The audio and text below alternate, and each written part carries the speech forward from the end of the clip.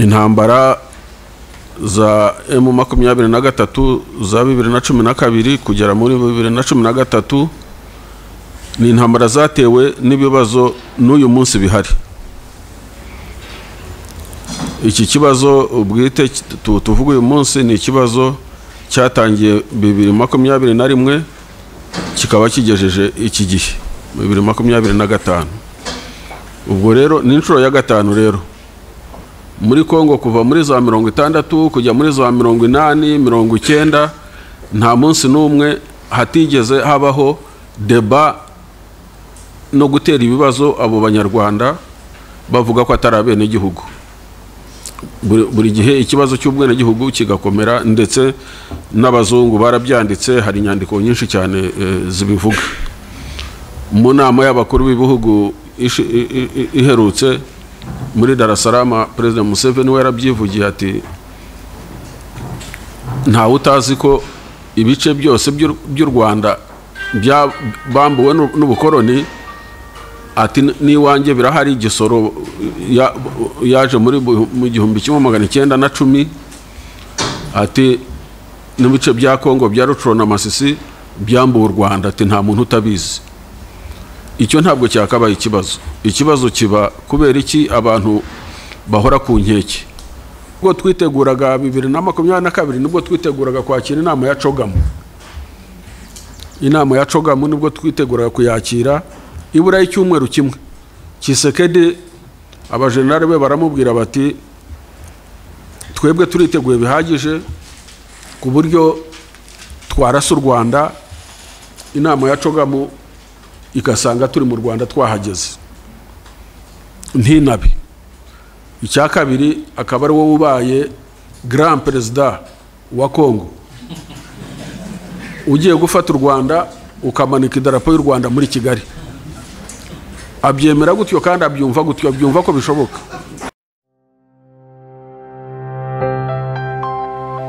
A world of stories. Iki kibazo ntabwo ari ikibazo gitangiye vuba, ni ikibazo kimaze igihe.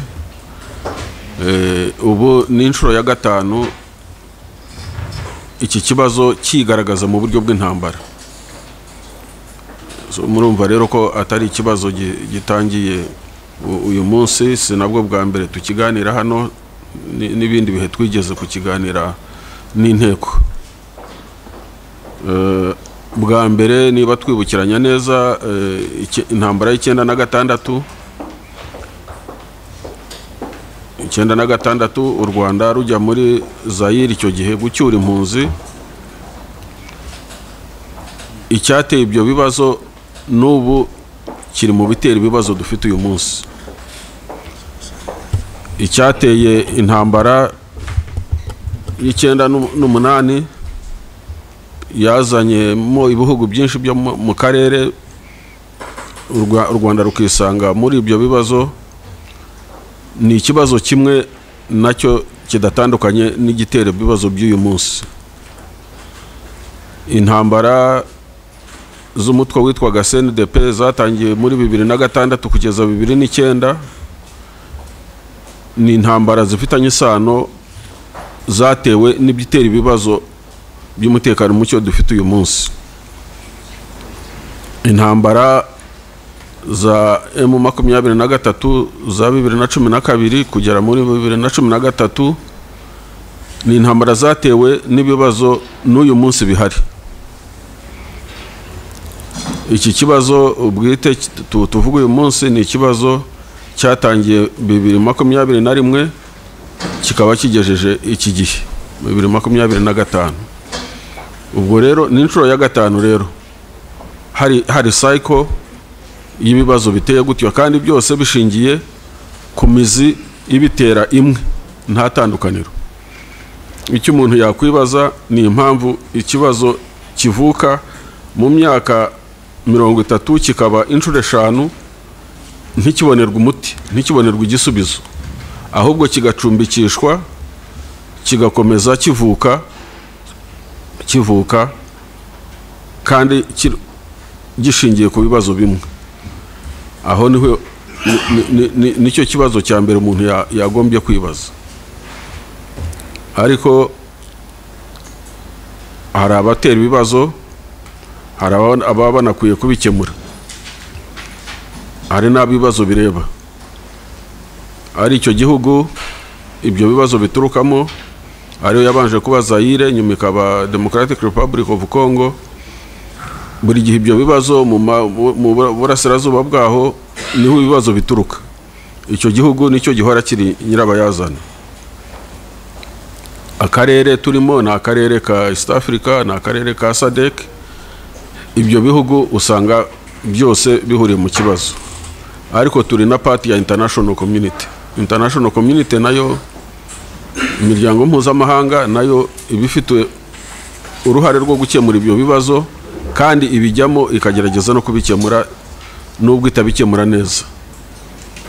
Akaba ari niyo mpamvu kudakemuka neza ku bibazo ari nayo mpamvu bikomeza bikurikirana bigaruka, ugasanga buri gihe turi muri cycle y'ibibazo bimwe by'ikibazo kitarangira. Ubundi imizi cyangwa se root causes, imizi y'iki kibazo ishingiye ku bintu nka bitatu. Icya mbere, hari amateka y'ubukoroni. Hari amateka y'ubukoroni twese tuzi, yakase imipaka ititaye ku bantu uko batuye n'amoko yabo n'indimi bavuga n'imico yabo, ku buryo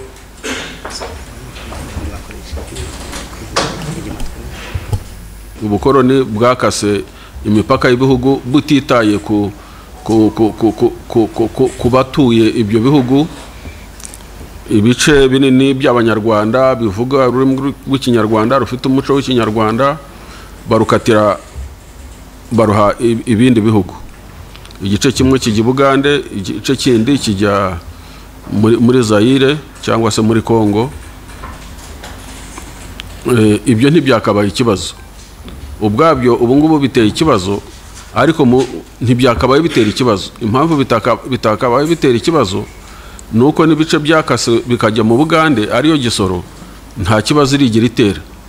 Abanyagisoro ni Abagande bavuga ikinyarwanda, bafite umuco wa kinyarwanda, bagenderana n'u Rwanda, bashyingirana no mu Rwanda, nta kibazo bibateye, nta kibazo giteye. Ni ukuvuga ko icyo kibazo mu gihe Ubugande ubwo bufite abanyarwanda kandi bukaba nta kibazo biteye,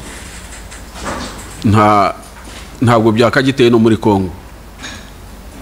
Ariko bikaba ariho bishingiye, ku buryo muri Congo kuva muri za 60 kujya muri za 80, 90, nta munsi n'umwe hatigeze habaho deba no gutera ibibazo abo banyarwanda bavuga ko atari abene gihugu. Buri gihe ikibazo cy'ubwene gihugu kigakomera, ndetse n'abazungu barabyanditse, hari inyandiko nyinshi cyane zibivuga. Mu nama y'abakuru b'ibihugu iherutse muri Dar es Salaam, President Museveni we yarabyivugiye ati ntawe utazi ko ibice byose by'u Rwanda bambuwe n'ubukoroni. Ati n'iwanjye birahari. Gisoro yaje mu 1910. Ati n'ibice bya Congo bya Rutshuru na Masisi byambuwe u Rwanda. Ati nta muntu utabizi. Icyo ntabwo cyakabaye ikibazo. Ikibazo kiba kubera iki abantu bahora ku nkeke, bikavamo ikibazo cy'umutekano mukeya. Ibyo ngibyo bituruka ku kindi kibazo cy'umuntu yavuga cy'ubuyobozi. Hari ikibazo cy'imipaka, ariko hari n'ikibazo cy'ubuyobozi bw'igihugu cya Zaire yaje kuva mu Congo. Igihugu cya governance cy'ubuyobozi ni ikibazo gikomeye cyane, ku buryo nacyo kiri mu bituma haba umuzi ukomeye cyane w'iki kibazo cy'umutekano muke mu burasirazuba bwa Congo. Congo kuva yaba independence, yagira independence, kuva Lumumba agiyeho akaba prime minister nyuma y'iminsi 16 gusa. nyuma y'iminsi 16 gusa Kongo yatangiye kugira ibibazo icyo gihe. Uwitwa Moise Chombe yafashe Katanga arayikata ashyiraho bank notes. Uwitwa Albert Karongi yakase Kasai ayigira independent, ayigira igihugu.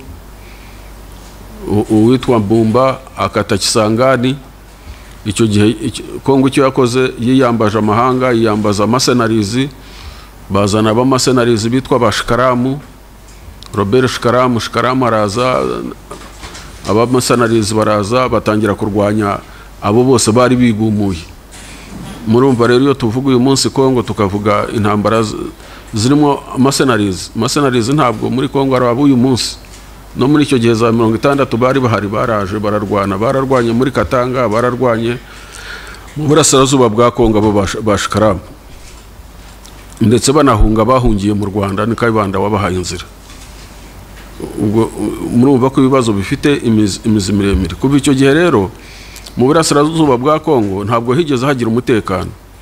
Kuva izo ntambara zose zabayeho, harimo iza Laurent Desire Kabila muri za 60, harimo iza Che Guevara muri za 60. Icyo gihe uburengerazuba bwa Kongo bwagize imitwe yitwaje intwaro yitwa Maimai zikagenda zihindura isura, zihindura ibyo zirwanira bitewe n'ibihe n'ubuyobozi buhari. Ariko phenomenon ya Maimai ntabwo yigeze iva muri ibyo bihugu, muri icyo gihugu yashinzemo imizi. N'uyu munsi turavuga ko harimo imitwe igeze muri 250 yitwaje intwaro. Iyo mitwe iyo tuyivuga uyu munsi hari igihe dutekereza ko iyo mitwe ibayeho uyu munsi. No, iyo mitwe ibayeho kumara imyaka hafi 60, ariko ikagenda yiyongera cyangwa igabanuka bitewe n'ibihe, cyangwa ikagenda ihindura ibyirwanira. So rero ikibazo cy'imiyoborere cyangwa cya governance muri Kongo ni ikibazo nacyo gifite uruhare runini cyane mu bihabera mu kibazo cy'umutekano mukeya gihari. Ikindi kibazo cya gatatu ni uruhare rwa international community international. International community nayo ifite uruhare runini cyane muri ibi bibazo byose bibera muri Kongo. Icyambere muri ryo kwatwa ry'imipaka, ni international community niyo yicaye Berlin 1884 ikata imipaka uko yishakiye, igabanya abantu. Icya kabiri, international community niyo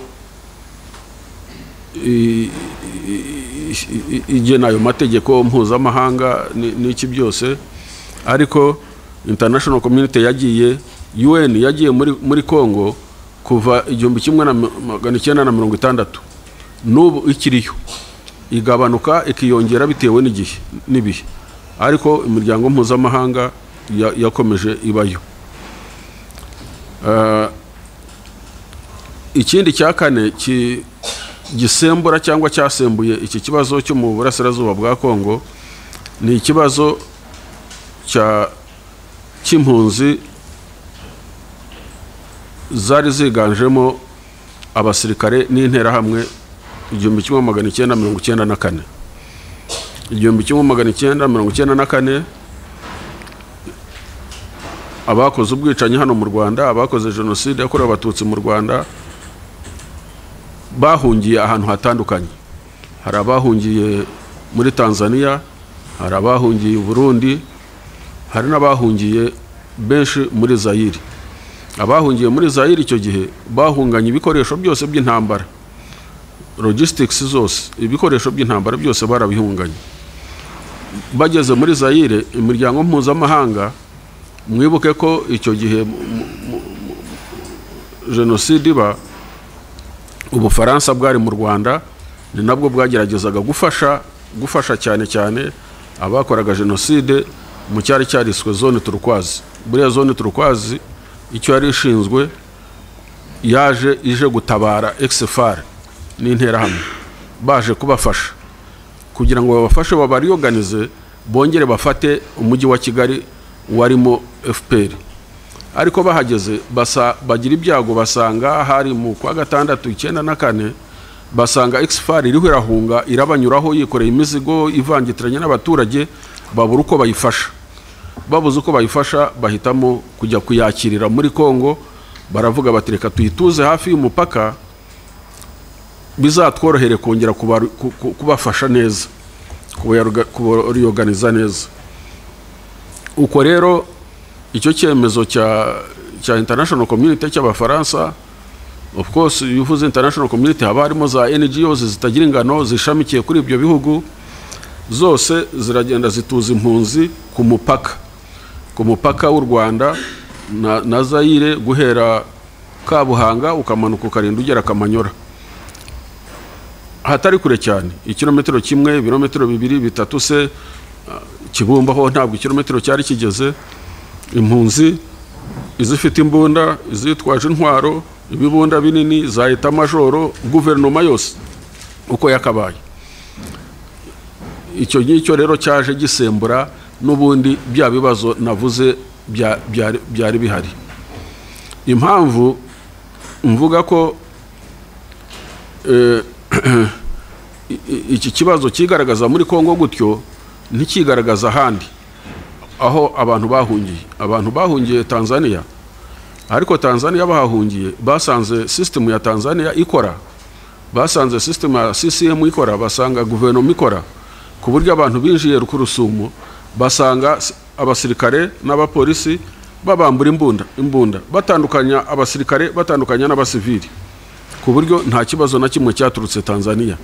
Impunzi zajyanywe kure cyane, zijyanwa ahitwa Benako, zambuwe intwaro bazisubiza mu Rwanda, nta kibazo na kimwe cyahabaye.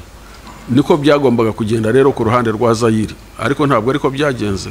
Zaire, abafaransa, international community yafashe impunzi izivangitiranye, abasirikare n'imbunda, eta majoro n'ibibunda binini uko byari bimeze mu Rwanda, uko babihunganye, bagenda babishyira ku mupaka.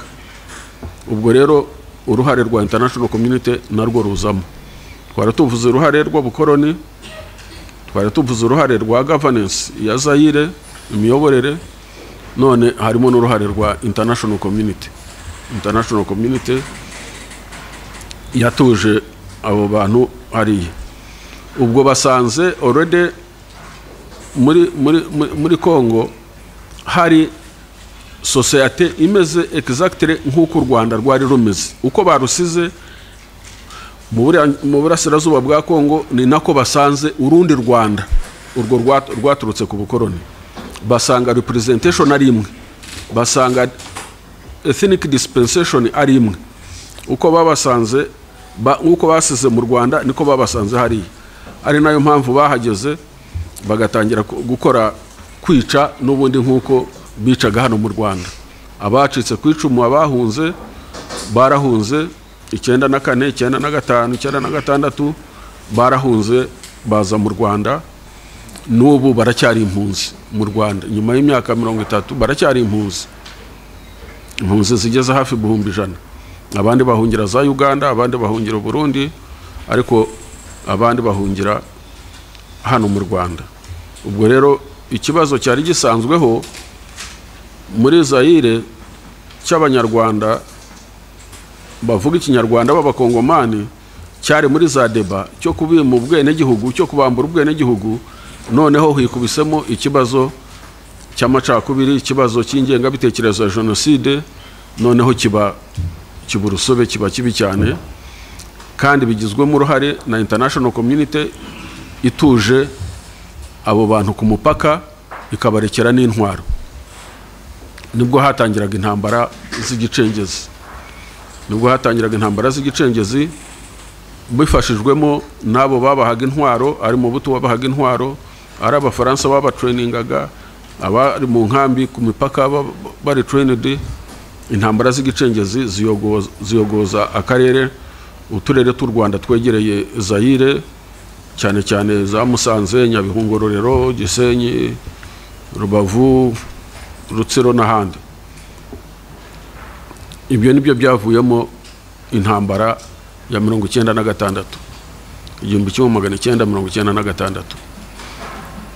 Ibi byose turabivuga kubera ko bifitanye isano n'umutekano muke uhari uyu munsi, kuko imizi y'ibibazo ni imwe. Imizi y'ibibazo ni imwe. Abo bantu bambutse bageze muri Zaire 94, icyo batwayeyo batwaye ingengabitekerezo. Rwa rwango rwari rusanzweho rwo muri Kongo rwivangura ruvangura bavuga ikinyarwanda, noneho hisutsemo ingengabitekerezo ya jenoside ivuye mu Rwanda.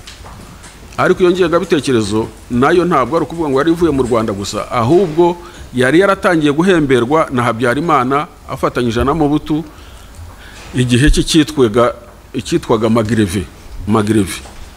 Magreve sinzi uko bakita mu Gifaransa, ariko harimo ibintu bya agricole n'ibindi, harimo ibintu bya agricole ngo ni ishyirahamwe ry'ubuhinzi gutyo, ariko ryari ryibanze cyane muri Rucuru. Ibyo ni ingamba Habyarimana yashyiragaho zo gutoteza abantu. Ubwo yari yarashyize icyo cya Magreve mu by'ukuri yari ingengabitekerezo ya jenoside. Ariko noneho 94 abahungiyeyo bagenda bajyanye ikomeye cyane, noneho birushaho kuba bibi. Intambara rero ya mbere navuze ya 1996 yabaye y'u Rwanda kujya gucyura impunzi, gutandukanya impunzi hamwe n'abitwaje intwaro aba exfar n'interahamwe.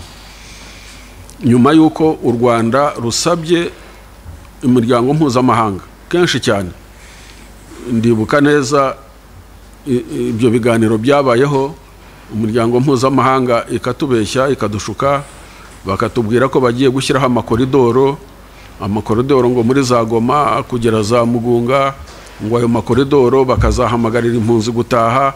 Ariko urebye ari nk'ibyo kudukinga mu maso, kubera ko icyo gihe abari barambutse imbunda bari baratangiye kwinjira mu Rwanda bakora intambara z'igicengezi. Ikirwa cya Iwawa baragifashe, barinjiza za batayo zitwaga za Kagoma, ahitwa za Gafunzo muri Nyamasheke barahafasha bitwa abakoloneli Rwabukwisi. Biba ngombwa rero ko u Rwanda rujyayo. Ubwo kujyayo ku Rwanda muri 1996 byatewe n'iyo ntambara y'igicengezi. Abari bitwaje intwaro, abahabwaga intwaro, abahabwaga ibintu byose bavaga muri Zaire baza mu Rwanda gukora intambara y'igicengezi. Iyo ntambara rero yarakomeje irinda igera muri 1998, haza iyo ya kabiri nari navuze. Iya kabiri nayo icyayiteye yari continuité y'iya mbere, nta tandukaniro rihari. Itandukaniro ryari rihari gusa nuko umuyobozi witwa Laurent Désiré Kabila u Rwanda rwarafashije kujya ku butegetsi yararuhindutse, ahubwo noneho we azana ubukana mu gufasha intambara y'igicengezi. Ajya Congo Brazzaville, ajya Central African Republic, ajya za Zambia na Zangora, n'aba exfar bari barahungiyeyo bose arabazanya arabakusanya, noneho akora icyitwaga Ariri ya kabiri. Yarwanaga mu burangira abacengezi bari mu burasirazuba bwa Kongo bitwaga Ariri ya mbere, akora Ariri ya kabiri, Ariri tu iza isanga Ariri ya mbere. Noneho ubukana bw'intambara y'igicengezi buba bwinshi cyane, bubaye bwinshi nibwo u Rwanda narwo rwiyemezaga noneho guhangana n'icyo kibazo. Icyo gihe amahanga yarahagurutse kubera ko intambara yagize ubukana bwinshi cyane.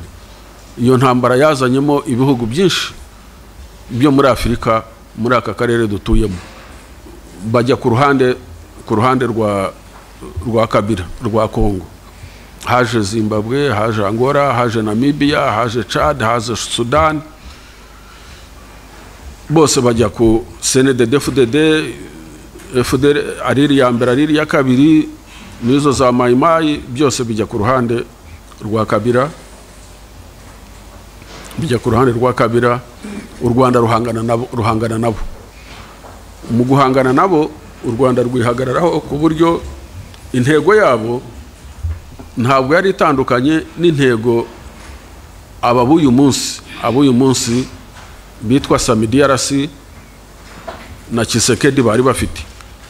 Aba bitwa Sami DRC turaza kubageraho, na Tshisekedi intego bari bafite yari yo kuzana intambara ikarangirira hano i Kigali.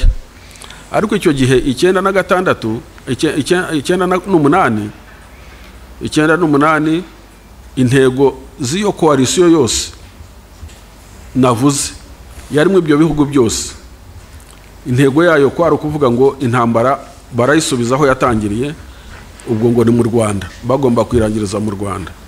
So murabona ko byose bigenda bisa, ni imyaka gusa, ariko ikibazo ni kimwe, ntabwo gihinduka. Icyo gihe rero iyo ntambara yaje kurangira ari uko habaye amasezerano ya Rusaka 1999.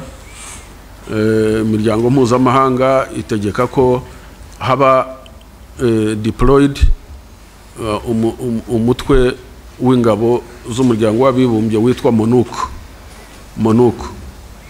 MONUC iba deployed, izanwa muri Kongo mu kwezi kwa 10 1999. Ubwo hategekwa ko ingabo z'amahanga zarwanaga muri Kongo zirimo n'iz'u Rwanda zose zivamo. Icyo gihe Zimbabwe yavuyemo, Angola yavuyemo, Namibia yavuyeyo, Chad ivayo, Uganda ivayo, u Rwanda ruvayo. Icyasigayeyo kidahinduka ni FDLR. Ariri 1, Ariri 2 arizo zaje guhinduka FDLR, zo ntizavuyeyo, zo zagumyeyo. Uwo mutwe umuryango w'abibumbye witwa MONUC wo wagomba kugumayo kugira ngo abari wo noneho uhangana na FDLR. Ubwo urumva u Rwanda rugize icyizere cy'uko habonetse umutwe mpuzamahanga ugiye guhangana n'ikibazo cyaruteraga umutekano mukeya. Aho niho navugiraga ko uruhare rw'umuryango mpuzamahanga rwa international community ntabwo international community yakwirengagiza uruhare rwayo muri iki kibazo kiriho uyu munsi, kuko yakomeje kubigiramo uruhare kuva icyo gihe. Inanirwa icyambere gutandukanya impunzi n'abitwaje intwaro 94, 99 iraje, abarwanaga muri Kongo barwanira uburenganzira bwabo n'umutekano wabo bavuyemo, MONUC isigayemo ngo irahangana na FDLR, ariko ntabwo bahanganye nazo, ntacyo bakoze. Ahubwo FDLR yarakomeje iriyubaka, irarecruitinga, iratraininga, ikomeza gufashwa n'ingabo za Kongo. Ahubwo MONUC irebera, si no kurebera gusa, ahubwo no gucuruzanya, bagacuruzanya amakara, bagacuruzanya amabuye y'agaciro, bagashyiraho za bariyeri, bagasoresha imisoro, bakabana bakasangira mu tubari. Ni ibintu byari bizwi, ntacyo umuryango mpuzamahanga wigeze ukora. Birakomeza, byageze muri 2001 mu kwezi kwa 5 FDLR itera u Rwanda, iratera, none itera ku mugaragaro, batera ari ibihumbi 9, batera mu majyaruguru. Iyo ntambara ntabwo yatinze cyane, nta nubwo abaturage bayimenye cyane bandi mu Rwanda, kubera ko icyo gitero yateye ari uko abanyarwanda bamaze kumenya ubwenge, bamaze kuba mobilize ku buryo no kuyirangiza cyane ntabwo yarangijwe mu buryo bwa gisirikare ahenshi cyane, ahubwo igisirikare cyakoranye n'abaturage. Abaturage benshi cyane nibo barangije iyo ntambara, ba mu majyaruguru nibo bayirangije, cyane cyane abagore. Iyo ndayivuga kubera ko nari mpari narayirwanye, ariko nzi ko abagore nibo bayirangije ku giti cyabo hafi, kuko abagore banze intambara, barayizinutswe barayanga, bashyigikira leta, bagafata abana babo b'abacengezi baza bagera mu mago, akamuha ibiryo, yamara kumuha ibiryo akamusimbukira, agafata imbunda akayimwambura, akamuzana kuri pozisiyo y'abasirikare akamuduha 2001. Cyangwa se akaza bakatubwira ati baraye hano, bari hano, cyangwa se tukabatuma, ariko bagize uruhare runini cyane. Iyo ntambara rero isa naho mu Rwanda irangiye vuba mu kwezi kwa gatanu 2001. Bigeze 2006 kwa gutotezwa kw'abantu bavuga ikinyarwanda gukomezwa na leta ya Kongo,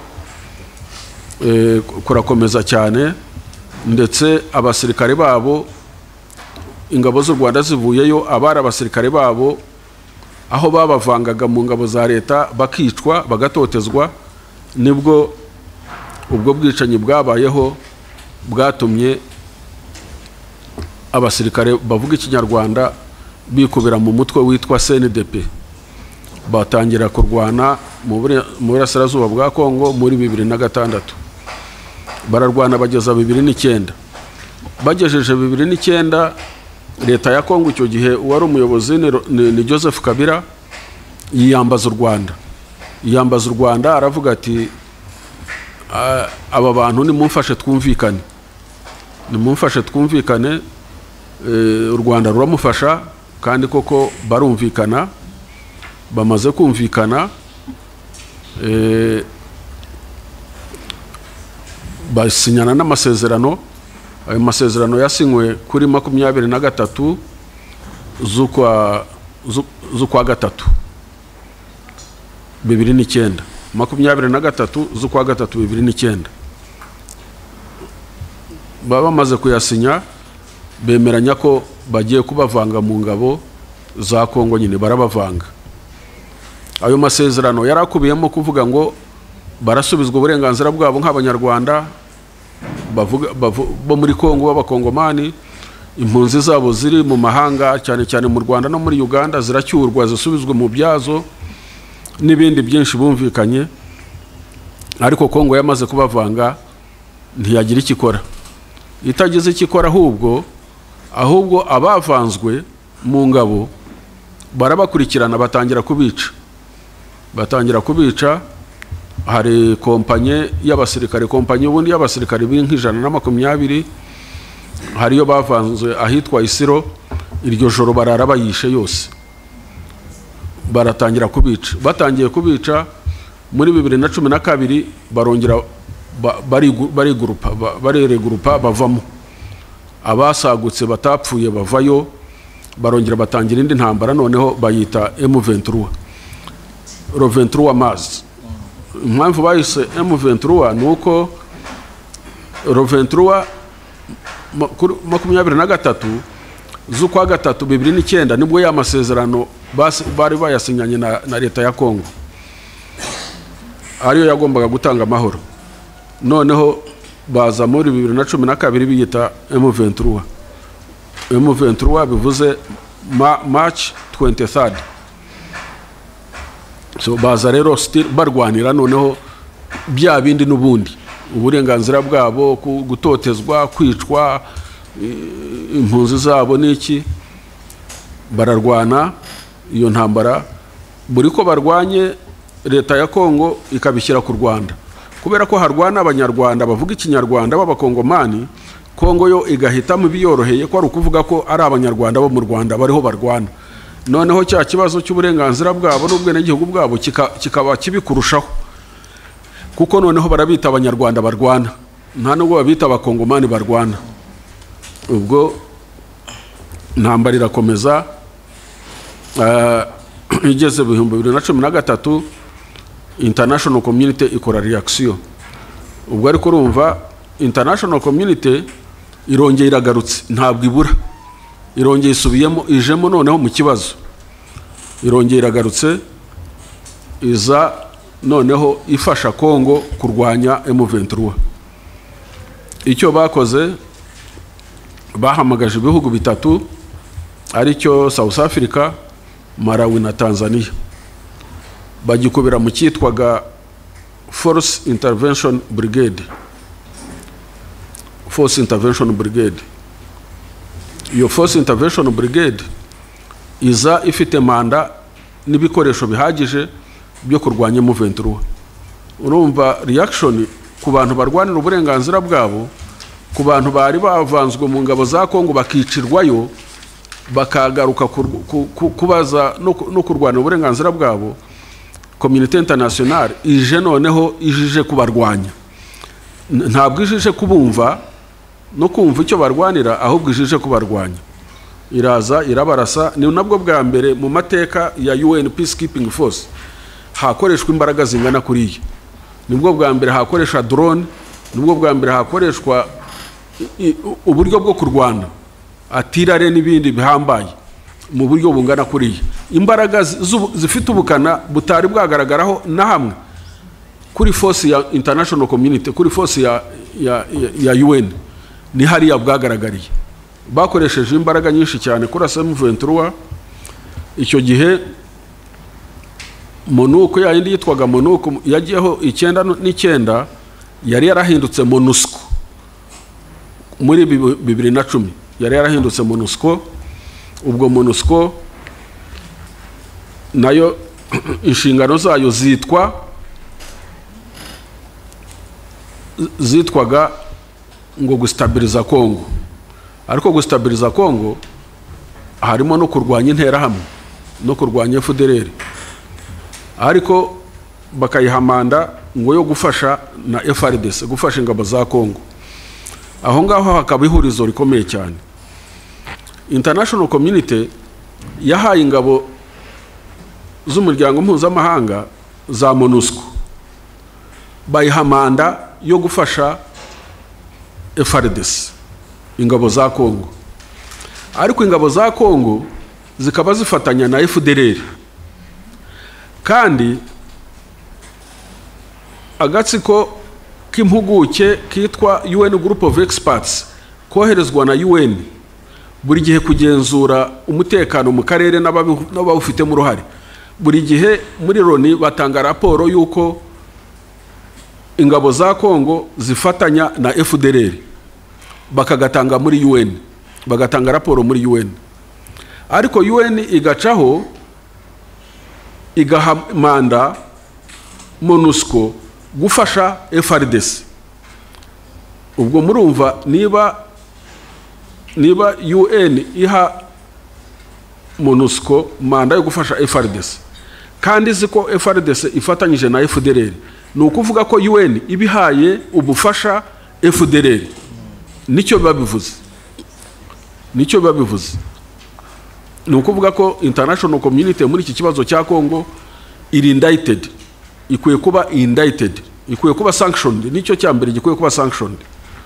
Ikintu gikwiye kuba sanctioned cyambere mu kibazo cy'uburasirazuba bwa Kongo muri conflict, international community ikwiye kuba sanctioned.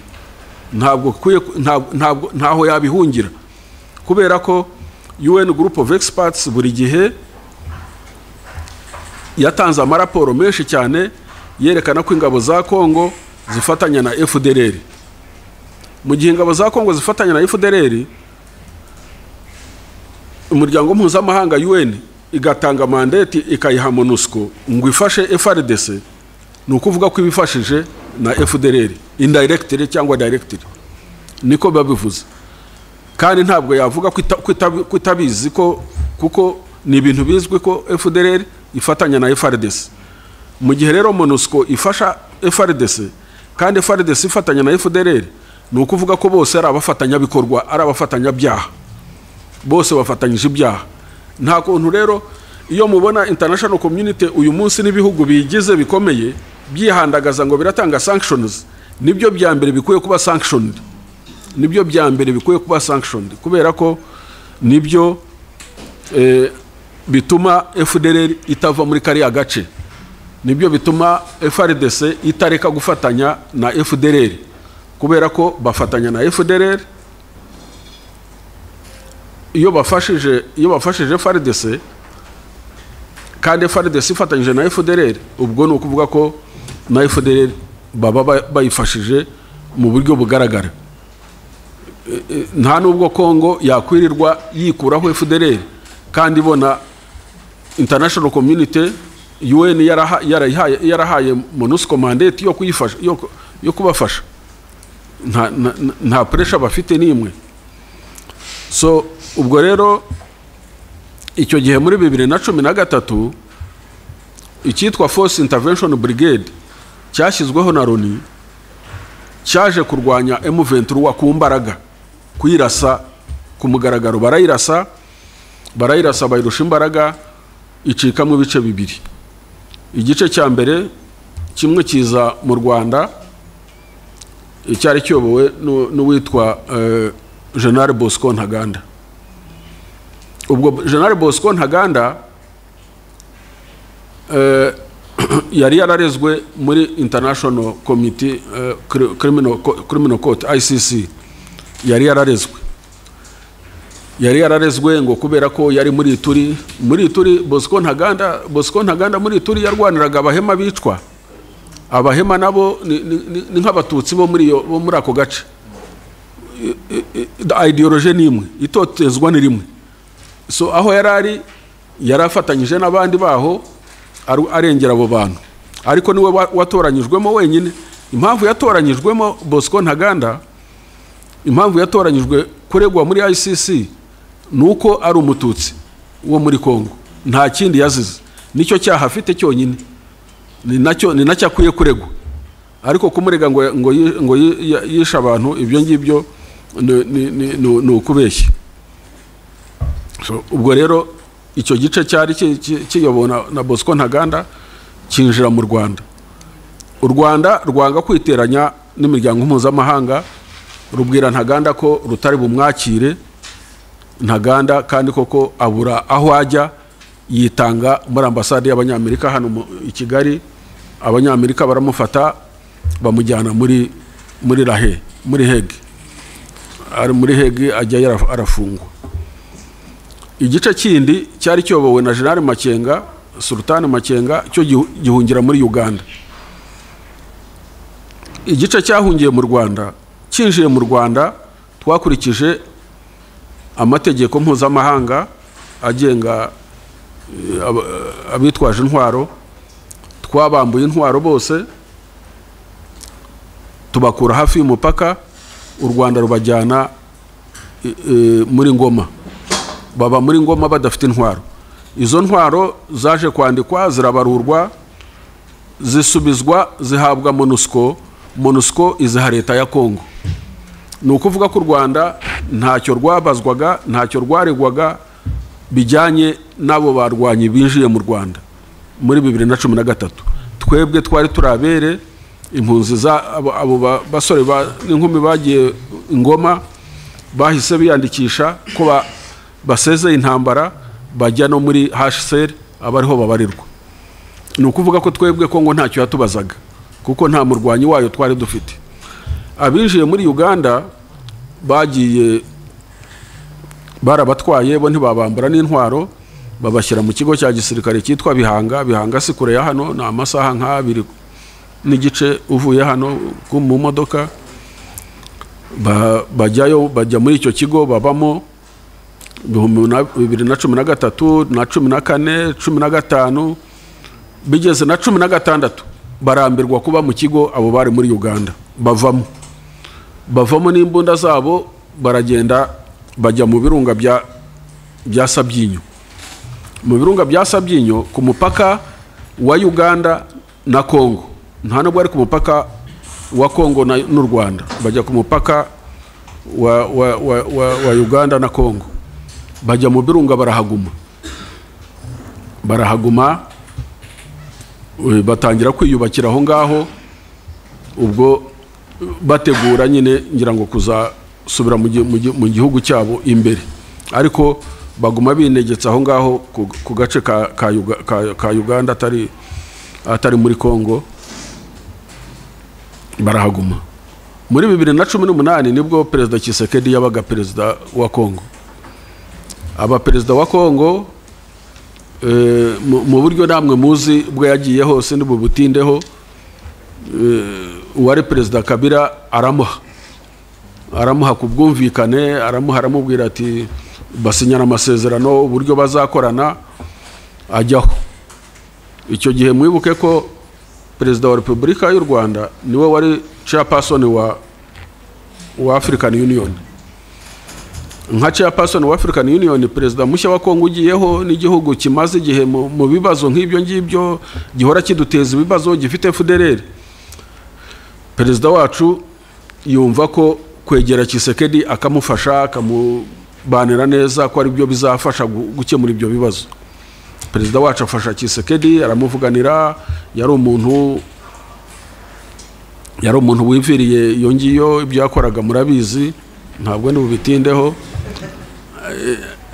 adahugukiwe cyane, atazwi cyane, atazwi he. Perezida aramuvuganira, aramwegera, yibaza ko hari icyo bizatanga, ariko ntacyo byatanze, kubera ko 2019 niba mubyibuka neza, mu kwezi kwa 10 tariki 19 nibwo umutwe wa FDLR witwa Rudurunana wateye mu Kinigi, wica abantu bacu, n'abariko barapfa, barongera basubira muri Kongo, ariko n'indi mitwe guhera 2018 imitwe ya FDLR inyura mu majyepfo yitwa FRN, ituruka mu majyepfo irasa muri Nyungwe, irasa za Nyabimata, irasa amamodoka muri Nyungwe. Kuva icyo gihe ni byinshi cyane. Iyo ubaze umunsi ku munsi usanga kugeza kuva 2018 kugeza 2022 bari bamaze kurasa mu Rwanda inshuro zigeze 20. Nuko bihera ku mupaka, kubera ko u Rwanda ruhora ruri ku mupaka, ntabwo rujya rukuraho abasirikare barwo. Ariko ibibazo byabaye muri Nyamagabe, muri Nyaruguru, Nyabimata, byose murabizi, n'ibibazo bya Kinigi. Ubwo rero intambara iyi ngiyi turimo ya movement ugiye ivuga iki gihe ijya gutangira, Tshisekedi yaje ari perezida w'u Rwanda, ari perezida wa Uganda, bamubwira ati nyamuneka aba bantu dufite reba uko bacyura, reba uko urangizanya n'abibazo. Baramwinginga ndetse n'amadelegasiyo araza menshi cyane. Hari amadelegasiyo yaje hano 2019 mu kwezi kwa 10, banasinyana n'amasezerano n'abari Kibungo, abo Tshisekedi yohereje, basinyana amasezerano. Harimo umujenali witwa Kahimbi n'abandi, basinyana amasezerano ko bakwiye gutaha, bagataha mu gihugu cyabo. Turategereza tukajya twishyuza aba bantu mwasinyanye nabo amasezerano bazataha ryari, ngo twabuze bije, ariko tuza kumenya ko batabashaka. Kutabashaka ni cya gitekerezo cyo kuvuga ngo n'ubundi aba bantu saba Kongomani n'Abanyarwanda nibagumi wabo baratashye. Bije ntibaza. Ubwo ariko na Uganda nayo irasunika kugira ngo batwara abantu babo, kuko usibye abo bari mu birunga, baze n'imbunda bari mu birunga, hari n'abandi bagumye mu nkambi. Uganda igera aho ngaho yohereza delegasiyo yabo, ibohereza Kinshasa. Bamara y'amezi 18 bari mu hoteli, nta muyobozi n'umwe wigeze ubabona.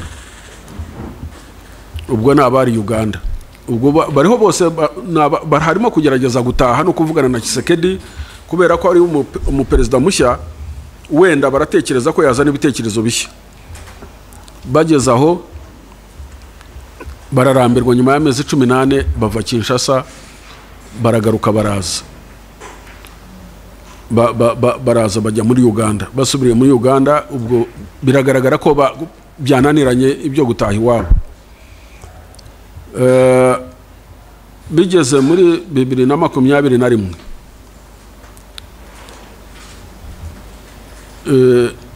Tshisekedi ati ngiye gushaka igisubizo cya Kivu. Ati igisubizo cya Kivu nuko ngiye gushyiraho icyitwa état de siège, state of emergency.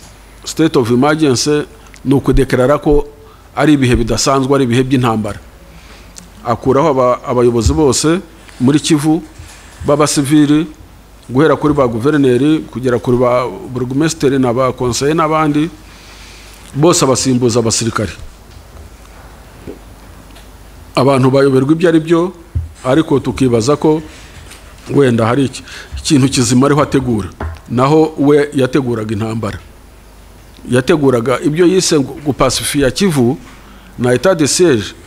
We yateguraga intambara. We umuti yasanze ukwiye wo gukemura ikibazo cy'abavuga ururimi rw'ikinyarwanda ari ukubarwanya, ari ukubarasa. Ashyiraho ikindi cyiswe intercongolese dialogue izabera Nairobi. Icyo gihe Perezida Museveni aramwinginga cyane, aramubwira ati uvugane n'abantu bawe, ati abantu bawe mugomba kuvugana, ati mugomba kuvugana mugahurira na Nairobi. Hari habaye inama y'abakuru b'ibihugu, ati jye nabazana mukanavugana abantu bawe bagataha mu mahoro. Tshisekedi yanga kuvugana nabo, ashyiraho intercongolese dialogue, azana ya mitwe yindi yose yitwaje intwaro igeze muri magana ngahe. Kandi iyo mitwe yose ni imitwe ya leta. Abo bose bitwaje intwaro bose basamikiye kuri leta. Nabo mu generali, nabo mu colonel se, nabo mu depite, n'abadepite baba bafite imitwe yabo yitwaje intwaro hariya. Nabo mu ministry, buri muntu aba afite umutwe we. So Tshisekedi ahubwo atwara abo bandi bose muri sare nk'uko M23 ari ifite ikirwanira, ifite icyo yagasabye cyumvikana, yo bayirukana mu mishyikirano, bayirukana muri sare, barayirukana, basigamo babandi ahubwo bavugira leta, ahubwo bumvikana na leta, ari bo ba leta, badafite icyo bapfa na leta. Kandi koko byaje kugaragara ko ari aba leta, aho babahinduriyemo umutwe umwe witwa Wazalendo, ahubwo ukaza uje gufatanya na leta. N'ubundi bari aba leta ntacyo yavuganaga nabo. Ubwo rero M23 bayirukanye muri leta, bayirukanye muri sare, bayirukana mu mishyikirano ya Nairobi. Ubwo M23 nibwo yatangiraga kurwana Bunagana, itangira kurwana Bunagana. Aho yatangiriye kurwana ntaho hahuriye n'u Rwanda. Bunagana murayizi, ni nyuma ya biriya bisozi bya Sabyinyo, ni ku mupaka wa Uganda na Congo, nta nubwo hegereye iwacu na gato. Batangira kurwana aho ngaho Bunagana, batangiye kurwana Tshisekedi na leta ye batangira kurega u Rwanda, ahubwo bakarega u Rwanda kandi intambara itaraturutse mu Rwanda, intambara itarwanirwa no hafi y'u Rwanda. Batangira gutunga agatoki u Rwanda, batangira kurega u Rwanda. U Rwanda rurabihorera, imirwano irakomeza. Noneho Tshisekedi atangiye kurwana na M23, icyo yakoze kwari ukuzana FDLR, abariyo azana, abari yashyira imbere, abari yashyira ku mbunda zikomeye, arayactiva. Noneho arayizana, atangira gukoresha FDLR. Uko azanye FDLR, aho kugira ngo barase M23 Bunagana, ahubwo FDLR n'ingabo za Kongo imbunda bazereka mu Rwanda, bazitunga mu Rwanda. Muri 2022 mu kwa gatatu, imbunda bazitunga mu Rwanda, barasa mu Kinigi. Urumva bararwana Bunagana. Intambara yatangiriye Bunagana, ntiyatangiriye hafi y'u Rwanda, ariko bagiye gukora reaction, barashe mu Rwanda mu 2022 mu kwezi kwa gatatu, barasa mu Rwanda. icyo gihe habaho kwihaniza. Perezida wacu yihaniza Perezida Tshisekedi mu nama y'abakuru b'ibihugu i Bujumbura, Nairobi n'ahandi, aramubwira ati hehe no kurasa mu Rwanda, intambara ntabwo yatangiriye mu Rwanda, u Rwanda si rwo rwatangiye intambara, ntabwo yatangiriye no ku mupaka w'u Rwanda, ntaho duhuriye n'iyi ntambara, utongera kurasa mu Rwanda. Tshisekedi mu kwezi kwa gatanu arongera arasa mu Rwanda, arongera arasa mu Rwanda. Bigeze mu kwa gatandatu nibwo twiteguraga 2022 nibwo twiteguraga kwakira inama ya CHOGM. Inama ya CHOGM nibwo twiteguraga kuyakira, ibura y'icyumweru kimwe Tshisekedi abajenerali be baramubwira bati twebwe turiteguye bihagije ku buryo twarasa u Rwanda, inama ya CHOGM ikasanga turi mu Rwanda twahageze ntinabi. Icya kabiri akaba ari wowe ubaye grand president wa Congo, ugiye gufata u Rwanda ukamanika idarapo y'u Rwanda muri Kigali. Abyemera gutyo kandi abyumva gutyo, abyumva ko bishoboka, abyumva ko bishoboka, yumva ko bishoboka ko yafata u Rwanda, abishyiramo umurego. Tugiye kubona tubona intambara, ahubwo Tshisekedi aho kuyerekeza aho yaturutse, aho kurasa abo yarwanaga nabo, ahubwo intwaro zose n'intambara arayerekeza mu Rwanda. Aranabivuga ko agiye kurasa mu Rwanda, agiye kurasa u Rwanda. Icyo gihe urumva barashe mu kwa gatatu, barashe mu kwa gatanu, barashe mu kwa gatandatu, n'indege zitangiye kuvogera ikirere cyacu. Ubwo arabona ko n'indege zaje zica hejuru ya Gisenyi, mwarabibonaga. Uko nuko deklarara intambara ku Rwanda. U Rwanda rero nyakubahwa Perezida wa Repubulika afata icyemezo cyo kuvuga ngo ntabwo nakwemera igihugu cyanjye kuguma kuvogerwa gutyo no kuraswa gutya, reka nkore icyitwa defensive measures. Ntabwo ngiye gutera Kongo, ntabwo nshaka gutwara intambara muri Kongo, ariko ndafata defensive measures ziproteja igihugu cyanjye ku buryo ntawongera kukirasamo. Nuko yabikoze, yakoze icyo cyemezo cyiswe defensive measures. Ni ukuvuga ko umwanzi kumwigiza hirya ku buryo atakurasira mu gihugu, cyangwa se ukaguma ucunganye nawe, wabona agiye kubikora ukava ku mupaka wawe ukagenda ukamubuza, ukagarukira hafi. Izo measures rero zaba effective ku buryo kuva icyo gihe byarafashije cyane. Ariko Tshisekedi, inama y'abaperezida b'ibihugu ya East African Community, icyo gihe yari yobowe wari chairperson wa East African Community yari perezida w'u Burundi, ariko abaperezida bose bemeza ko iyi ntambara igomba guhagarara, hagomba kuba imishyikirano hagati ya Perezida Tshisekedi n'abo yarwanaga nabo ba M23, ko hagomba kubaho ceasefire, imirwano igahagarara, kandi ko biyemeje kuzana ingabo zabo zikajya hagati y'ingabo za Kongo n'ingabo za M23.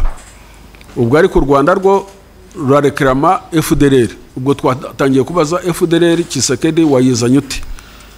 FDLR iriho irarwana, FDLR yaba integrated. U Rwanda rwo rurabaza FDLR ikibazo cya FDLR. So ubwo ibihugu bya East African Community bizana ingabo zabyo. Abatanze ingabo ni Uganda, ni South Sudan, ni Burundi na Kenya. Kenya abariyo iziyoboye.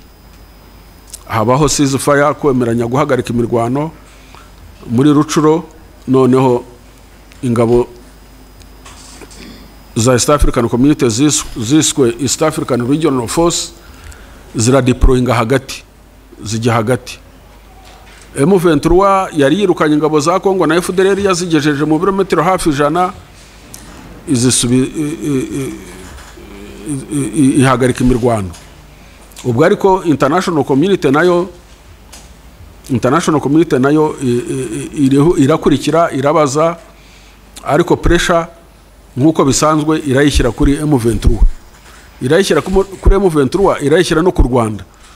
Intambara aho kugira ngo ube intambara ya guverinoma ya Kongo na M23 itangiye kugenda bayihindura intambara y'u Rwanda. Bavuga ngo M23 nirekere ku Rwanda, bakabwira ngo u Rwanda nimubwire M23 ireke ku Rwanda. Kandi M23 ntiyavuye mu Rwanda, M23 ntirwanira ku mupaka w'u Rwanda. Ndetse na perezida w'Umufaransa, perezida Macron, yinginga perezida wacu aramubwira ati ubwire M23 isubira inyuma ibirometero 100. Ati jewe ndabihagararaho, irasubira inyuma ntacyo iri bube kugira ngo imishyikirano abantu bumvikane. M23 yasubiye inyuma ibirometero 100, ahubwo Tshisekedi ayikurikira kuyirasa. Kandi abari wabisabye ngo isubire inyuma ntiyabajije impamvu Tshisekedi yayikurikiye kuyirasa, yari icecekeye. Ndetse basaba na perezida wacu ngo babwire M23 ngo ive muri Bunagana. Yari yafashe Bunagana, ngo rwose turakwinginze. Uko kumwinginga ngo fasha, ngo kuko ubazi muvuga ururimi rumwe, uko kumwinginga niko kwaje guhindukamo ko M23 ifashwa n'u Rwanda. Bakabikora bavuga ngo bati turabinginze u Rwanda nimutubwirire bari abasore bareke ku Rwanda. U Rwanda rwabikora ubwo ikibazo kikaba cy'u Rwanda aho kubicyaye M23. Ku buryo nyakubahwa perezida wa Repubulika yasabye M23 kuva muri Bunagana, arayibwira ati noneho barasaba ko muva muri Bunagana nimuyivemo nta kugira ngo mushobore kumvikana no kujya mu biganiro. Bariho bava muri Bunagana, Tshisekedi arabarasa, abarasa akoresheje FDLR n'ingabo ze, arabarasa. Urumva Tshisekedi we buri gihe yapreferaga kurwana gutsinda gisirikare. Nyirago ni umuntu utazi ibyo kurwana, utazi n'ibya gisirikare, agomba kuba yaribazaga ko ari ibintu byoroshye cyane, cyangwa se n'abajenerali ba Kongo bamenyereye kwiba no gusahurira mu nduru, bakabikoresha kugira ngo abahe ibikoresho babone uko bagushuraho bashyira mu mifuka yabo. Baramubeshya ko ashoboye kurwana. So ubwo rero ingabo za East African Community zo zaraje zijya hagati y'imitwe yombi, zijya hagati ya M23 n'ingabo za Kongo, zirahajya ziradeployinga. Amezi zamaze guhera mu kwezi kwa gatatu, 2003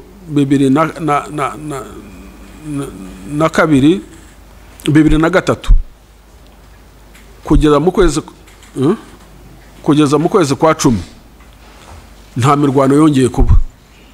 Mu gihe ingabo za East African Regional Force zagiye hagati y'ingabo za M23 n'ingabo za leta, nta mirwano yongeye kuba guhera 23 mu kwezi kwa gatatu kugera 23 mu kwezi kwa 10. Habaye agahenge, nta mirwano yari hari. Ibyo byagombaga gutanga umwanya wuko hagomba kubaho imishyikirano n'ubwumvikane hagati ya leta ya Kongo na M23, ariko ntabwo ari byo Tshisekedi yashakaga. Tshisekedi yashakaga kurangiza intambara mu buryo bwo kurwana. Icyo yakoze yahereye ku Burundi, ashaka perezida w'u Burundi. Nta umenya uburyo yakoresheje, ariko dukiye ku buryo bubiri.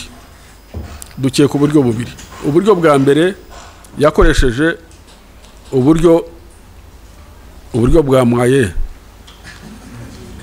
uburyo bwa quelque chose, niko dutekereza. Kuko nta kindi, nta kuntu wakwibaza ukuntu umuntu yari chairman wa East African Community.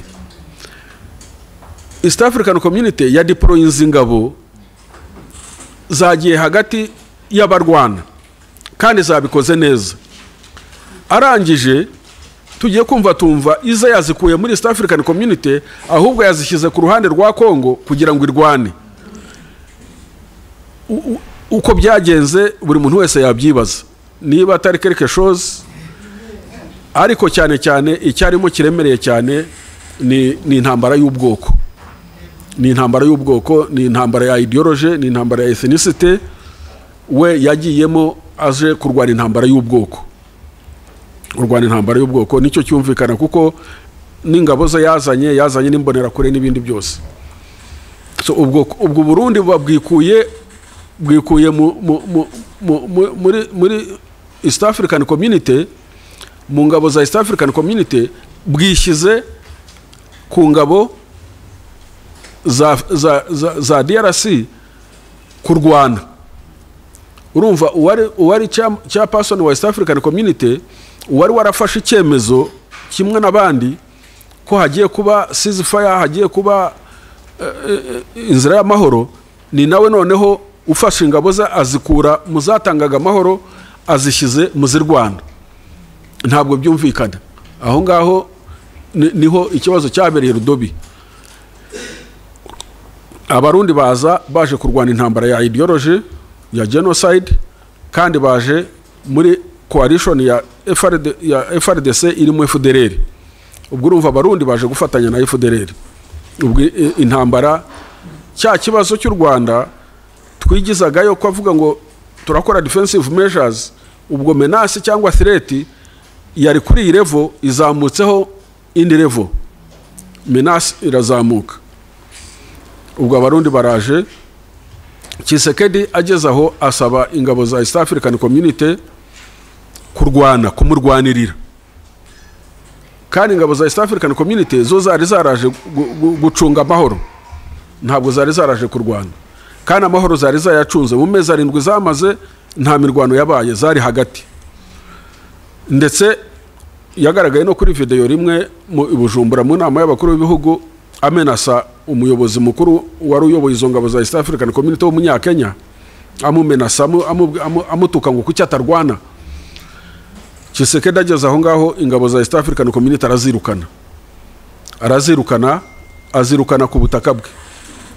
Ubwo ariko icyo nacyo mu gisesengure neza, Tshisekedi na Congo DRC ni members ba East African Community.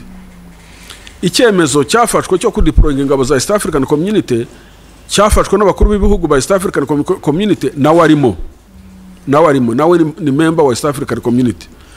Icyemezo cyafashwe n'abakuru b'ibihugu agihinduye wenyine, ingabo zirukanye ku giti cye wenyine, ntababajije, ntababwiye, arabirukanye. Aho ngaho naho iyo abantu basesengura na international community yiza kuvuga isakuza, ibyo ngibyo byose irabyirengagiza ntabyivuga.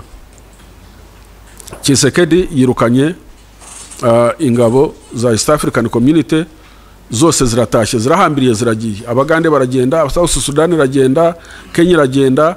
Abarundi bo baca ruhinga nyuma bisangira. Ingabo za Kongo bahinduye umwambaro, wa mwambaro wo gutanga amahoro barawuhinduye, bagiye mu mwambaro wo kurwana. Impamvu yo kurwana ubwo mwayumvise ni genocide ideology, ni quelque chose, ni byose, nta kindi. So ubwo rero Tshisekedi arwanisha abo ngabo, arwanye M23 handi bari barayirukanye, barayishubije inyuma, irahamukura, ahubwo iramusunika imwigiza imbere.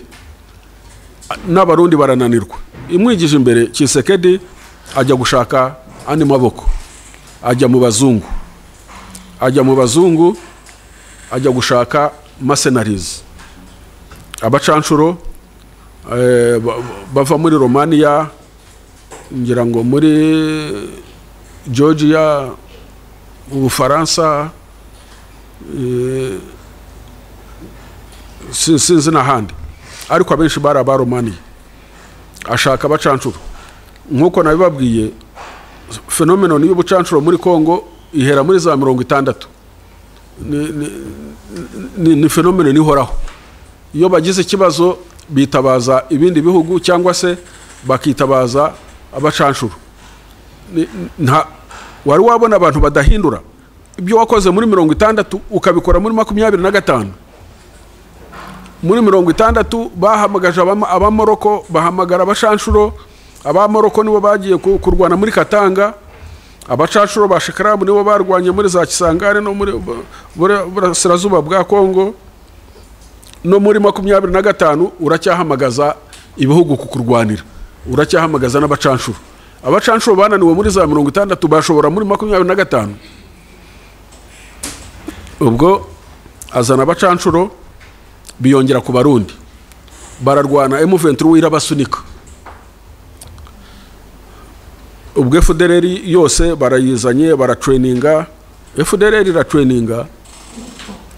traininga mumenye ko FDLR traininga. Hari abibaza ngo FDLR ngo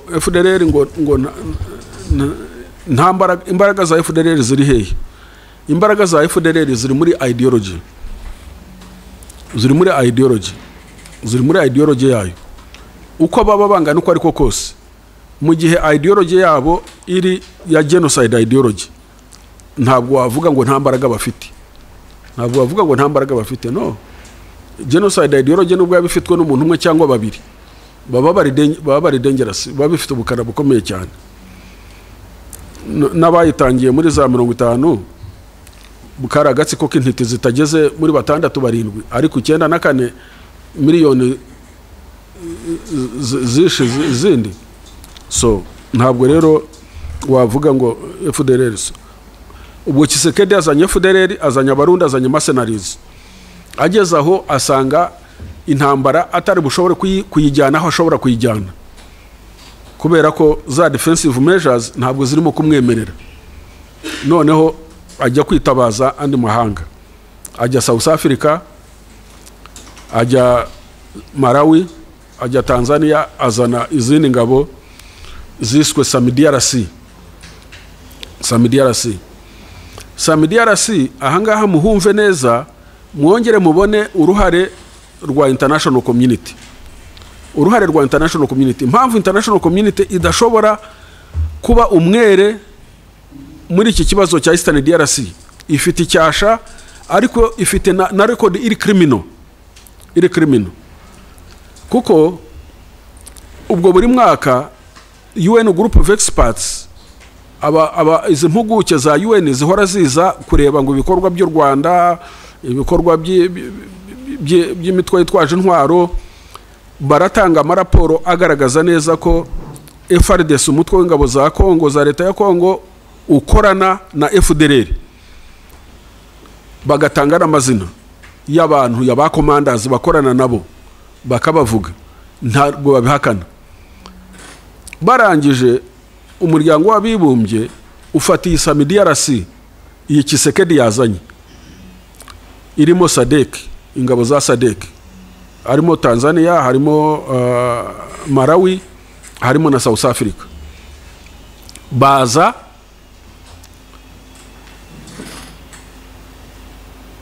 bahabwa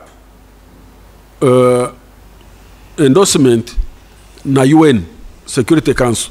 UN Security Council iha uburenganzira MONUSCO bwo gufasha SAMIDRC technically and logistically. Ikosa bakoze muri 2013 kuri Force Intervention Brigade, bongeye barisubiyemo muri 2024 barisubiramo exactly the same mistake. Uko bazanye Force Intervention Brigade ikarasa M23 ikayisuka mu Rwanda no muri Uganda, barongeye bazanye noneho bazanye SAMIDRC igizwe na zangabo n'ubundi zahoze muri Force Intervention Brigade. Mwibuke kuri mu 2013 ingabo zari zigize Force Intervention Brigade yari South Africa, yari Malawi na Tanzania. Muri 2024 SAMIDRC igizwe na South Africa, Malawi na Tanzania. Ariko icyo umuntu yakwibaza, ese ibyo bihugu ko ari bitatu, yaba South Africa, yaba Malawi, yaba Tanzania, bajya kuza gufasha Kisekedi, bari bazi ko Kisekedi afatanyije na FDLR? Icyo umuntu yakibaza ni yes, bari babizi. Ntabwo, kuko ni ibintu byavuzwe, u Rwanda rwarareze, mu nama rwarareze, mu nyandiko rwarareze, muri UN rwarareze, ahantu hose. ni ukuvuga ko yaba Tanzania yaba Malawi yaba South Africa yaje gufasha ingabo za Kongo, bazi ko ingabo za Kongo zifatanyije na FDLR. Ni ukuvuga ko nabo baje gufasha FDLR. Murumva aho ikibazo kibera komplike, naho ngaho ikibazo kigenda kikigobeka kigasobekeranya. Ntabwo ushobora kuvuga ngo ibyo bihugu byohereje ingabo zabo zitazi ko FDLR ifatanyije n'ingabo za Kongo. No, ni ibintu byari byizwe na buri muntu wese, kimwe nuko abarundi bazi ngo FDLR ifatanyije n'ingabo za Kongo, nabo bakaza bajemo. So mu gihe rero SAMIDRC ije, MONUSCO cyangwa UN igaha MONUSCO mandate yo kuyifasha technically and logistically, kandi baje gufasha ingabo za Kongo, kandi ingabo za Kongo zifatanyije na FDLR, ya level ya threat, ya level ya menace, ya level y'umutekano muke y'u Rwanda yari wenda kuri iki gice ubu ngubu irazamuka igera hejuru, kubera ko no muri iyo minsi yaba Perezida Tshisekedi inshuro zigeze muri 3 yavuze ko intego ye ari ugukuraho leta y'u Rwanda. Perezida w'u Burundi muri iyo minsi ajya Kinshasa avugana n'urubyiruko nk'ushinzwe ukuri urubyiruko mu rwego rwa EU, abwira urubyiruko ko azafasha urubyiruko rw'u Rwanda gukuraho ubutegetsi bw'u Rwanda. Mu gihe Tshisekedi avuze ko azakuraho ubutegetsi bw'u Rwanda, Ndayishimiye akavuga ko azakuraho ubutegetsi bw'u Rwanda, kandi bombi bakabikora mu buryo bwa gisirikare, bakazana ingabo. SAMIDRC ikaza muri ayo magambo, ikaza ishyigikiye uwo mugambi. Ni ukuvuga ko menace ku Rwanda yahise izamuka. Uko yazamutse ni nako u Rwanda ruzamura defensive measures. Icyo gihe u Rwanda ruba rufite uburenganzira bwo kuzamura defensive measures, kwirinda bihagije. U Rwanda ntabwo rwigeze n'umunsi n'umwe rutera Kongo. U Rwanda ntabwo rwigeze n'umunsi n'umwe rutera igihugu cya Kongo. Ntabwo rwigeze rufata umugambi wo kurasa Kongo. Rwafashe umugambi wo kwirinda, defensive measures, kwidefanda. Kuvuga ngo aba bantu bafashe umugambi wo gutera u Rwanda, bakanawuvuga, bakawugaragaza, bakawushyira no mu bikorwa, reka dufate ingamba zo kwirinda. Ubwo intambara barakomeje, M23 Tshisekedi uko ayirasa ngo arashaka kuyitsinda, ahubwo ikamutsinda.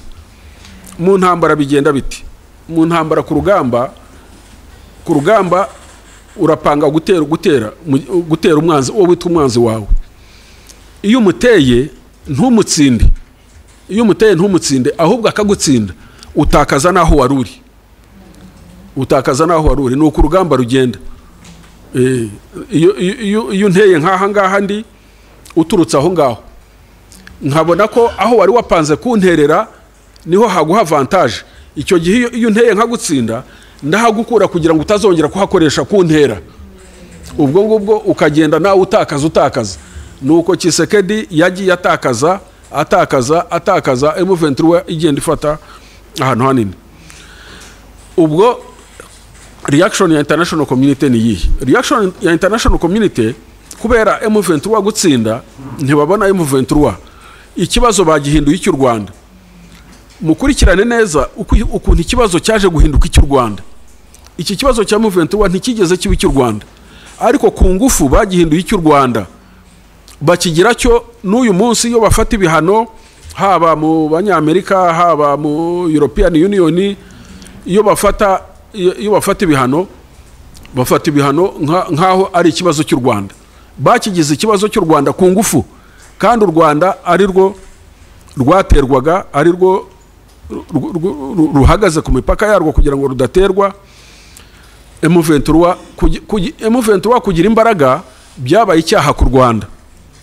Ku bwabo ntabwo M23 ikwiye kugira imbaraga.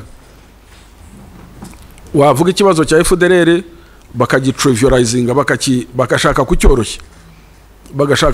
Gushaka kucyoroshya no kugira ngo kigumeho. Kigumo FDLR yafashwe nk'igikangisho ku Rwanda.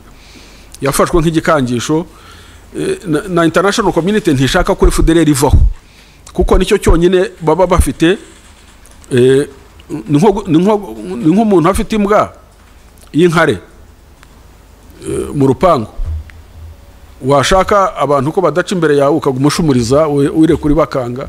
So FDLR yabaye igikangisho. International community irayipreserving, irayiproteja kugira ngo bahore bayishumuriza u Rwanda ruhore rucecetse. So byageze aho rero Kongo imaze kuneshwa kurushwa imbaraga na igendo irushwa imbaraga na M23 itangira ikibazo ku kiti cy'u Rwanda. International community kuko nayo yabigize mu ruhare nayo ikibazo kiti cy'u Rwanda, ubwo habaho pressure zuko abantu bakwiye kumvikana. Kongo n'u Rwanda bati nimwumvikane, bashyiraho inzira ebyiri. Inzira ya mbere ni iriya nzira ya Nairobi process ireba M23 na Kongo. Inzira ya kabiri ni Rwanda process ireba icyo u Rwanda rupfa na Kongo.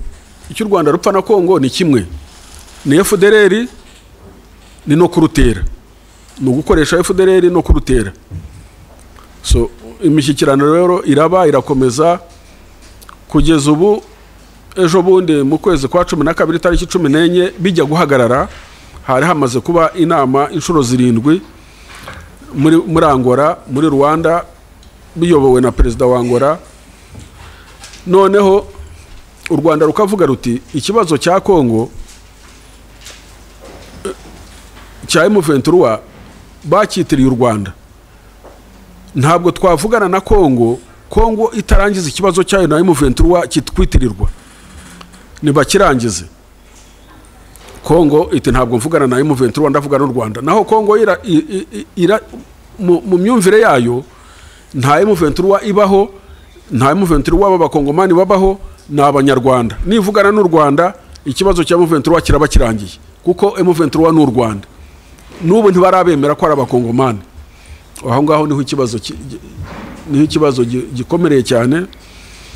So ni naho imishyikirano ya Nairobi yahagarariye ngo perezida wacu ntiyagiyeyo kwifotoza gusa, nta kindi cyari kumujyanayo, kuko mu gihe ikibazo cya M23 cyari cyaraganiriwe muri izo nshuro 7 zose, byagera ku itariki 14 z'ukwa 12 2024 Kongo ikanga ngo ntiyavugana na M23. Ubwo u Rwanda ntacyo rwari kugiye gukora kuko abakongo bumvaga kuvugana n'u Rwanda bihagije, bidakeneye kuvugana na M23 nkaho itabaho. So ubwo rero bihagararira aho ngaho, amahanga arahaguruka ngo u Rwanda yarwaciye ibintu, ngo ntirwagiye mu perezida ntiyagiye muri Angola, kandi ntacyo yajyaga gukora muri Angola mu gihe Kongo itemera kuvugana n'abantu bayo, ahubwo ikumva ko kuvugira muri twebwe ariko kuvugira muri kuvugana na M23. So ibyo rero byarahagaze. M23 Tshisekedi akomeza kugaba ibitero. Tshisekedi yakoresheje imbaraga nyinshi cyane, yakoresheje imbaraga, ntimushobora kumva imbaraga Tshisekedi yakoresheje. Yibaza ngo ararasa M23 nayirangiza akomeza arase n'u Rwanda. Ubwo turavuga nka FARDC yonyine ntabwo iri hasi y'ibihumbi 100. FARDC yabaye mobilized iki gihe cyose, ntabwo yajya hasi y'ibihumbi 100. Kuba bigaragara ku rugamba icyo ni ikindi kibazo, ariko kumobiliza bikaza byarageze hafi y'ibihumbi 100. Abakongo kubazanye bose siko bajya ku rugamba, siko bajya ku rugamba. Hari abakuramo imyenda bakambara ingutiya z'abagore bakihisha, hari abagera gute, abagera ku rugamba ntabwo ariko bangana ariko bose, ariko abamobilijwe ni hafi y'ibihumbi 100. Washyiraho SAMIDRC ibihumbi 4,800, washyiraho mercenaries bavugaga 800, washyiraho FDLR ihorere hagati y'ibihumbi 2 na 3. Abarundi bohereje batayo 19, batayo imwe ibamo 600, bohereje batayo 19. Ubwo utashyizemo imitwe y'imbonakuri. wazarendo ntabwo bari hasi y'ibihumbi 50. Murumva ibyo bintu byose uko bingana, washyiraho ibikoresho bya gisirikare byazanwaga na SAMIDRC, indege zarashombaga buri munsi, wibazaga ikibazo ikibuga cya Goma wibazaga ko ari Gatwick yo mu Bwongereza, kuko indege yabaga imanuka indi izamuka gutyo. Ibikoresho byinshi cyane mwarabyiboneye ibyafatiwe hariya. Biriya ntabwo ari ibikoresho byari byo kurwana na M23, ni ibikoresho byagomba kurasa u Rwanda. Naho byari biri, naho byarebaga na positioning yabyo ni hariya ibirometero 4-5 ku mupaka w'u Rwanda, kuri airport, byose bireba mu Rwanda. Ibibunda bya rutura byinshi cyane, ubona ibirasa ibirometero 50, ibirasa ibirometero 20, ibirasa ibirometero bingahe, amoko yose atandukanye, ariko byose byabapfanye ubusa, byahindutse ubusa. M23 kubera ko ifite ikirwanira kandi Tshisekedi akayiteza umurindi, na international community kayiteza umurindi. Uko international community ibangamira itumva ikibazo cyayo, ni nakurushaho kugira ubukana. Buri umuntu yarwanira ukuri agira imbaraga nyinshi cyane. Iriya ideology ya genocide bakoze ku mugaragaro, ubonye listi y'abantu y'abayobozi ba Kongo, bahamagariraga ubwicanyi ku maradiyo, ku mavideo bifata ku mugaragaro, bahamagara abakongomani ngo bice barye abatutsi. Listi ni ndende cyane, igeze nk'abantu 60, ariko nta numwe muri abo ngabo, nta numwe international community ira sanctioning, nta numwe. Kandi ibyo bahamagariraga abantu kwica abantu barabikoze, abantu baratwitswe, bagatwikwa mu makara, mu mapine, bakabarya, kuri za video birahari, bakabica, bakabatema, abantu barapfuye. Nk'ubu mu maprizo ya Kongo yonyine abatutsi barimo bafunzwe barenze 500, ariko nta muryango n'umwe mpuzamahanga ushobora kubaza, nta n'umwe urigera ubibaza unabivuga, nta ubivuga n'umwe, barabiceceka, ariko agatoke bakagatunga u Rwanda gusa. Ubwo rero M23 ibyo byose, icyo gikoalisho cyose sinzi ko mukibuka neza, ngira ngo nsubiremo mbari. Hari FARDC, hari FDLR, hari mercenaries, hari abarundi, hari SAMIDRC igizwe n'ibihugu 3, hari wazarendo. Ibyo byose M23 irabyirukankana, ibifatana Bukavu, ibifatana Goma, ibifatana Sake. Ikibazo noneho mu miryango mpuzamahanga kikaba ngo M23 irakura he imbaraga zo gufataho hose. Imbaraga irazikura muri mu burenganzira bwabo, irabikura mu kababa rifite, irazikura mu gutereranywa mu gihe batereranye, irazikura muri uko bari badafite icyo barwanira. So Goma rero imaze gufatwa na Bukavu imaze gufatwa, imiryango mpuzamahanga irasakuza. Ubu noneho ikibazo ntikikire M23, ikibazo kibu Rwanda, bashyira ku Rwanda, uruhare rwabo bararwirengagiza. N'ibyo ngibi barimo ngo by'ibihano by'ibiki, ariko ikibazo cyo kigomba kumvikana, kigomba gukemuka once and for all. Ibyo bita once and for all. Iki kibazo kimaze inshuro 5 navuze, 1996, 1998, 2006, 2012, 2013, 2021, 2025 kigaruka. Ubu iki nicyo gihe cyuko gikuye kurangira burundu, abantu bakemera bakajya mu mizi yacyo, bakareba ikigitera, bakakiganira, bakakirangiza. Ubu rero kubera ko izi regional blocks ebyiri, East African Community na SADC zisanze muri iki kibazo, SADC SAMIDRC ni ingabo za SADC, habaye icyemezo cy'uko izi regional blocks zombi zihurira Dar es Salaam.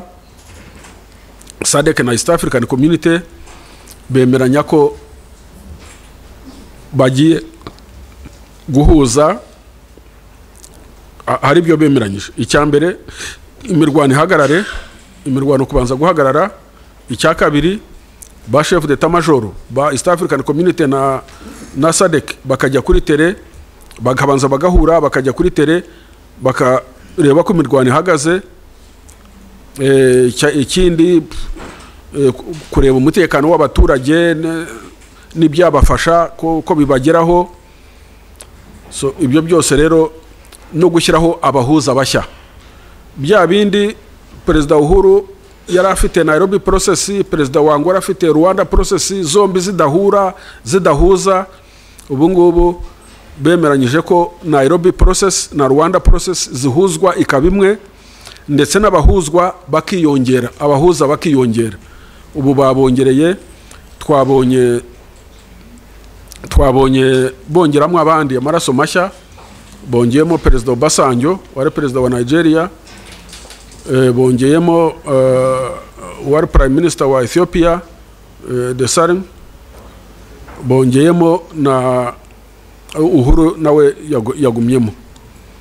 Wenda abo batatu nibashyira hamwe bagahuza, bakumva ikibazo cya DRC na M23 n'ikibazo cy'u Rwanda nacyo kigakemuka, turibaza ko biza kugira icyo bitanga. Ariko mwumve ko mu gihe akarere ka Afurika ndetse na African Union yumva ikagezwaho ibyavuye mu ihuriro rya East African Community na SADC, bakabiha umugisha, African Union ikabiha umugisha, ikavuga ngo bikomeze ikibazo bagikemure politikare, amahanga yo international community yo yafashe yindi zira, yo irashakira u Rwanda ibihano. Uko ushakira u Rwanda ibihano ni ukuvuga ko Tshisekedi niyumva ko u Rwanda rushakirwa ibihano na bya biganiro ntazabijyamo, ntabyo azajyamo, ntabyo azitabira, kubera ko the international community yo iramushyigikiye. Ariko buriya international community kireba niki? International community ni ibihugu. International community irareba amabuye y'agaciro.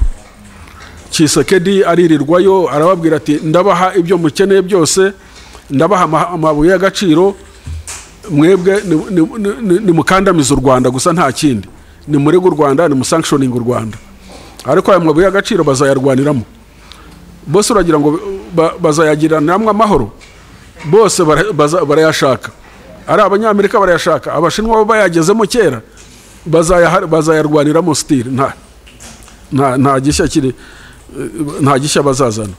So ubu rero international community iracyakora the same mistakes yakoze n'ikindi gihe. Jewe ikibazo cya Kongo kutarangira, kuva cyatangira, uruhare 80% na amanyanga ya East Africa ya international community. International community ifite mu ruhare rukomeye cyane, kubera ko kandi si ukuvuga ko ibitazi ukuri bikuzi, ariko baba arakwirengagiza, bakwirengagiza nkatwe rero nk'abanyarwanda, nk'abadepite. Abadepite ibi byose ntabwo ndi umutwe wa politiki, ariko genda bafata nk'abadepite mwese, ni inteko yacu n'abavugizi n'abakuriye imitwe ya politiki. Ibyo ari byose, buri mutwe wa politiki ufite abadepite, ufite inteko, niyo duhuriraho, tukongera tugahurira muri guverinoma. Uko duhurira muri guverinoma rero tugahurira no mu nteko, ni ukuvuga ko tugomba gusobanukirwa urugamba uko rumeze. Icya kabiri, tugomba guharanira kwigira, kuko abo bose icyo bakangisha ni imfashanyo zabo niki. So twebwe rero dukwiye kureba ibyo dukora byose tukabasara tugamije kwigira. Niba proje zihari zirakorwa neza, ubuhinzi burakorwa neza, ibicuruzwa biracuruzwa neza, turi mu nzira nziza kugira ngo tugane mu kwigira, aho guhora gusa buri gihe tugaraguzwa agati. So kwigira nicyo cyonyine niyo ntwaro dufite. Kwigira niyo ntwaro dufite. Ndibaza ko ibyinshi mbivuze, ngira ngo ahasigaye wenda twasubiza ibibazo cyangwa se tukumva n'ibitekerezo. Murakoze.